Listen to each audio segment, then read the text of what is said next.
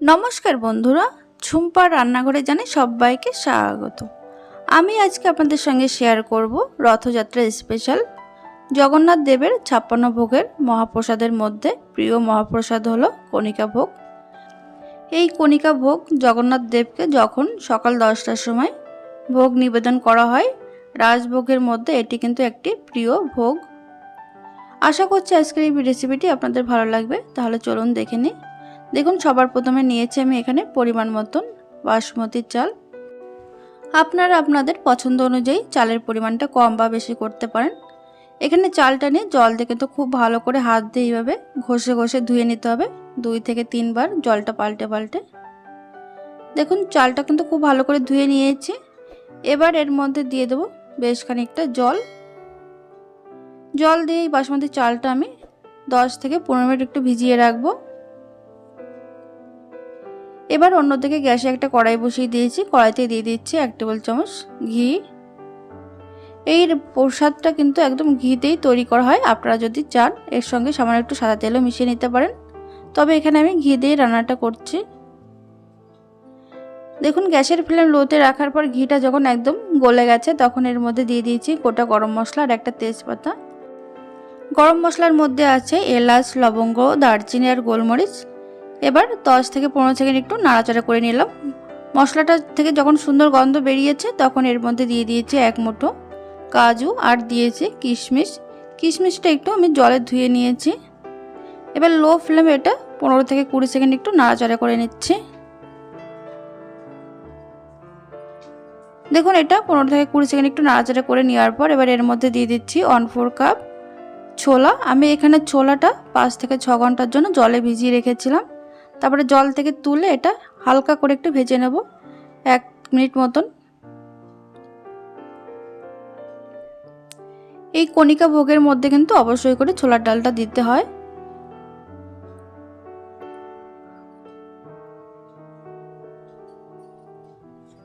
ছোলার ডালটা দিয়ে কিছুক্ষণ নাড়াচাড়া করে নেওয়ার পর এবার দিয়ে দিচ্ছি বাসমতি চাল। আমি যে চালটা আর কি ভিজিয়ে রেখেছিলাম সেটা 15 মিনিট পরে জল থেকে তুলে আর কি জলটা ঝরিয়ে নিয়েছি। এর মধ্যে যেন একটু জল না থাকে সেটাও খেয়াল রাখতে হবে। এবার গ্যাসের ফ্লেম লো টু মিডিয়ামে রেখে এটা কিছুক্ষণ নাড়াচাড়া করে নেব 2 থেকে 3 মিনিট।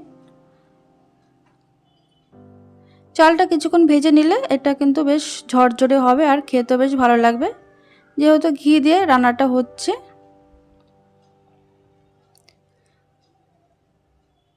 দেখুন, চাল থেকে জলটা কিন্তু পুরোপুরি শুকিয়ে গেছে, একদম কিন্তু এর মধ্যে জল নেই বা জলীয় ভাব নেই। চালটা খুব ভালোভাবে ভাজা হয়ে গেছে। এবার এর মধ্যে দিয়ে দিচ্ছি পরিমাণ মতন জল।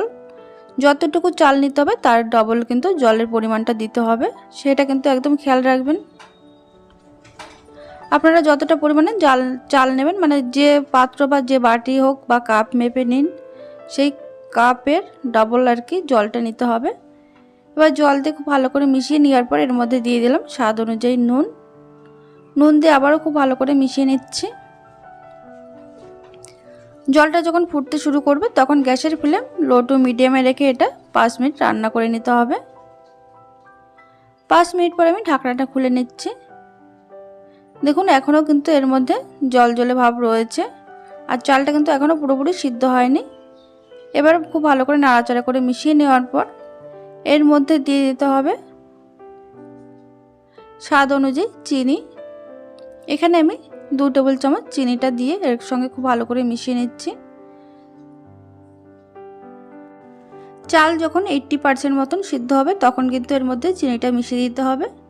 চিনি দিয়ে খুব ভালো করে মিশিয়ে নেওয়ার পর আবারও এটা ঢাকা দিয়ে রেখে দেব 3 থেকে 4 মিনিট একদম লো আছে। দেখুন, আমি 4 মিনিট পর ঢাকনাটা খুলে নিচ্ছি। চাল কিন্তু খুব ভালোভাবে সিদ্ধ হয়ে গেছে। এবার এর মধ্যে মিশিয়ে দিতে হবে আরও বেশ কিছু উপকরণ, যেটা অবশ্যই করে দিতে হবে। দেখুন, এর মধ্যে দিয়ে দিচ্ছে 1/2 টিস্পুন গুঁড়ো মশলা। গুঁড়ো মশলার মধ্যে আছে এলাচের গুঁড়ো, দারচিনি, জায়ফল আর জয়িত্রী। জায়ফলের পরিমাণটা কিন্তু খুবই কম দিতে হবে। আমি এটা শুকনো খোলায় ভেজে হালকা করে গুঁড়ো করে নিয়েছি। আর তারপরে সবশেষে দিয়ে দিলাম 1/2 চামচ ঘি। এবার সমস্ত কিছু দিয়ে খুব ভালো করে মিশিয়ে নিচ্ছি। এর মধ্যে যে এক্সট্রা জলীয় ভাব সেটা কিন্তু এবার শুকিয়ে যাবে। খুব ভালো করে মিশিয়ে নিচ্ছি। এবার এটা গ্যাস অফ করে ঢাকা দিয়ে 5 থেকে 7 মিনিট এইভাবে রেখে দিলে চালটা কিন্তু একদম বা ভাতটা ঝরঝরে হয়ে যাবে। আর এর মধ্যে কিন্তু এক্সট্রা একদম জল থাকবে না। দেখুন আমি 7 মিনিট পর ঢাকনাটা খুলে দেখিয়ে দিচ্ছি। দেখুন কতটা ঝরঝরে হয়েছে, একটার সঙ্গে কিন্তু একটা লেগে যাচ্ছে না, একদম পারফেক্টভাবে তৈরি হয়েছে জগন্নাথ দেবের প্রিয় মহাপ্রসাদ কণিকা ভোগ। আজকের এই রেসিপি যদি আপনাদের ভালো লেগে থাকে তাহলে অবশ্যই লাইক কমেন্ট শেয়ার করতে ভুলবেন না। আর প্রচুর বন্ধুবান্ধবদের সঙ্গে শেয়ার করতেও ভুলবেন না। আর আপনারা অবশ্যই প্রত্যেকে এইভাবে বাড়িতে বানিয়ে খেয়ে দেখুন, অসাধারণ খেতে হয়। ভালো থাকবেন, সুস্থ থাকবেন।